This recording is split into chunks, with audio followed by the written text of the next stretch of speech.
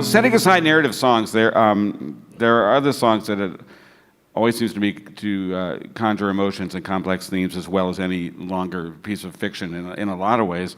And they have to do it with 3 verses and a chorus and maybe a bridge. You did something really interesting when you had fellow songwriters write short stories that went with songs, and you had that compilation out of those.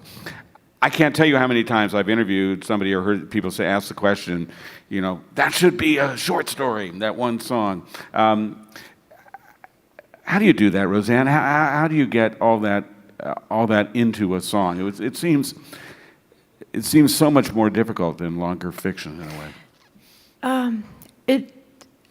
I enjoy the structure of songwriting. I like that there's a framework already set up for you. Generally you have to set up a rhyme scheme, that there's a verse, chorus, bridge kind of setup, and that this is what you have to create this world in.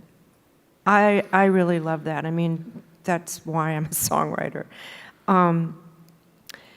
But as you said, Mike Doty, the writer Mike Doty, he had a band called Soul Coughing, and I really love his songwriting. He said this great thing about Twitter. He said Twitter is like boot camp for songwriting.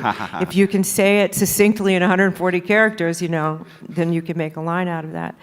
But yeah, you have to wrestle lines. You really do. I mean, Guy Clark, who was a mentor for me, a great songwriter, he was ruthless. I talked about that this morning, about the ruthlessness of being a real artist, If he would throw out the best line of his song if it didn't work. And I think with that kind of ruthless editing and molding, you can get to a good song. But then there's mystery involved, or else it wouldn't be songwriting, right? Right. When you work on something, does it can a song take months, setting it aside, coming back to it? Oh, sure. Do you sleep on songs and then they appear? Always. Yeah. When the master calls a roll, that song would not let me sleep. I woke up in the night thinking about these characters, got up in the morning thinking about them. No matter what I was doing in the day, it was going around. And I didn't know that he was from Virginia until I was standing in the shower one day and that last verse came to me, and I started crying. I didn't know he was from Virginia. It was such a beautiful thing. But yeah, they won't leave me alone. And sometimes I'll get a piece of a song, I'll file it, go away, years may go by, and before I come back to it. The first song on the record, A Feather's Not a Bird. Right. Wow, that was a hormone in the brain. I wrote the chorus to that song months and months before I wrote the lyrics to the rest of the song. You are a working songwriter. For most part of your career, it was really important to get your songs on the radio. Therefore, choruses end up being super important. Do you spend the most time on those? On the choruses? Yeah. No, not anymore. I figure I'm not going to get on the radio. Yeah. No, I know what you mean, that the chorus is supposed to provide this kind of expansive sense of relief to a song, right? You've built up the tension, and the chorus is supposed to open it up. So yeah, choruses are hugely important. I would spend time on them even if I did think I was going to be on the radio. Right. Well, if we can go all the way back to 7 Year Ache, boys say, when is he going to give us some room? And the girls say, God, I hope he comes back soon. The emotion of that chorus hits. That's so perfect. It just hits everybody in those. And that was really relatively early. I wrote that song when I was 23. Wow. I know. I sing it now, and it's like singing my daughter's song. Yeah, seriously. And how does it compare to your daughter's writing now? My daughter, Chelsea, is so much more sophisticated songwriter than I was at 23. It's amazing. Mm-hmm. Your last, actually, I'm looking back on this list, many of your albums have been thematic, going back to interiors, and of course these last 3 with Black Cadillac and The List and this new one. Now that seems to give you so much more leeway to say whatever you would have to say on a subject, that I would think that would be kind of what it's kind of a way to get around the having to be so succinct in a way. Well, I mean, the river, I just did the most unfashionable thing you can do, which is I made a concept record, you know, and the theory is people don't listen to albums anymore, and if they do, they don't listen to them in sequence. I mean, that's the common belief right now. But I said something again on Twitter when we were sequencing this record. I said, I'm obsessing about the sequencing. We've done 40 sequences. Why am I doing this? Nobody cares anymore. And I got hundreds of tweets. I care, I care, I care. I listen to albums in sequence. So it really gave me hope. But back to concept albums, you mentioned the Measure for Measure column in the New York Times. Yes. I wrote about narrative ballads.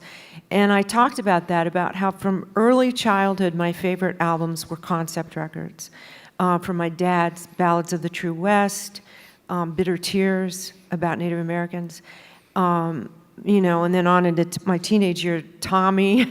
You know, there were concept records. I loved when a story had space to unfold over 10 or 12 songs, and that, you know, you would want to know what happened next, or another character would be brought in, and there was a theme. So all my life, my career, I wanted to make concept records. And, you know, some of them were loosely concept, like Interiors was a dark, very introspective record, but you couldn't say it was a true concept record. The List, kind of a concept record because it was inspired by one thing, this list of songs. Black Cadillac, definitely a concept record. All songs about mourning and loss. But this one, this is it. This is what I've been reaching for, a real concept record. I was reading something really interesting about Black Cadillac, is when you were writing that, you thought you were writing about another relative of yours, and it ended up being about your dad. When I wrote the song Black Cadillac,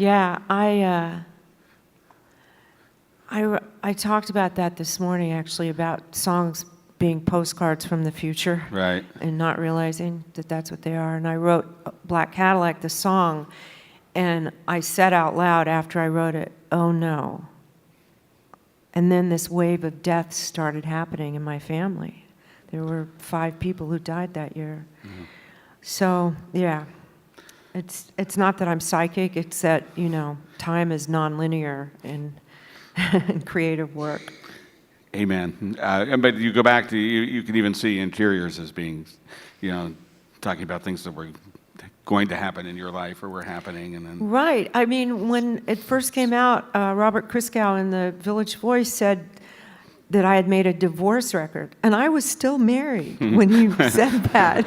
I was appalled and shocked, and sure enough. Wow. I hated that Robert Christgau knew it before I did, though. I loved reading Composed, and one of the things that I really got about having kids that are about to head off to college, and this whole point of defining yourself. It's hard enough for a kid anywhere if you don't have an icon for a parent, and you really did figure it out, though, as you went along. Did you do it? Did you feel like you figured out who you wanted to be and how to not be overpowered by your father's shadow? What were the choices did you consciously make those choices, or did life just present itself? Well, I had a young person's natural resistance to being subsumed by your parent. And it was magnified because my dad was so larger than life. So I probably pushed away too hard, you know, for a while. But he understood that, and he was very tolerant of that. Both my parents were. Because I wanted to be a songwriter. Didn't necessarily want to be a performer, but I knew I wanted to be a songwriter. And it was tough. I mean, I had to keep my head down and keep showing up for work and learn how to do it and put up with people constantly referring to my dad or making judging my work in reference to him, or trying to look through me to see him, you know. I mean, it's a lot of permutations of that. But like I said, I just kept showing up for work until I got kind of good at what I was doing and more confident. But, you know, that's something you figure out your whole life. Who are you apart from your parents, and what do you do best in this world? Those things you start figuring out when you're young. That's a long process. Well, you seem to have such incredible confidence. There's also the story of your producer in Germany bringing you a surefire hit song that you hated. And he was right for someone else, but not for you. Yeah. But you stuck to your guns. I did. I know. I was thinking about that. I was 20 years old, and he wanted me to record this song I hated. And I just couldn't. It felt like a violation of every principle I had.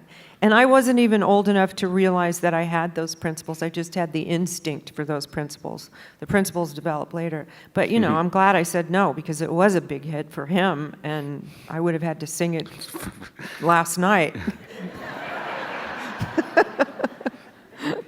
Right after 7 Year Ache. Yes, exactly.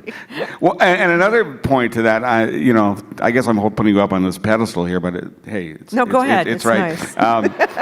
Was King's Record Shop, 4 #1 countries, singles, but you zagged immediately after that. You had the confidence to know that what you wanted to do next was not going to follow that up in the way that Nashville wanted you to. That record, it was a big record. It was very successful. I was proud of it, and yet I felt kind of hollow. I felt like I'd only written 2 or 3 songs on that record. I knew that my life's work was as a songwriter, and yet here I had made this record. I'd only written a couple of songs. It felt like dabbling. It felt like I was just dabbling in what I wanted to do. And it was tearing at me. It was really torturing me. So because King's Record Shop was so successful, I had some leverage with Sony, and I said, could I just produce this record myself? And I had never produced before. And I did, and it was a dark, little, simple acoustic record. I wrote all the songs. I thought it was the best work I had done, and it was definitely the most me work I had done. It was really authentic, and they didn't want it. So I left Nashville and went to New York, and it was tough. Walked away from something. I mean, I walked away from a lot, and I was scared for a long time. And then I didn't have any more big radio hits or big commercial successes. And I was broke, and I got divorced, and, my life fell apart. And yet I knew I'd made the right move. I'm sure that you've had that experience. Yeah, all the time. Yeah. All the time. The being broke part, yes.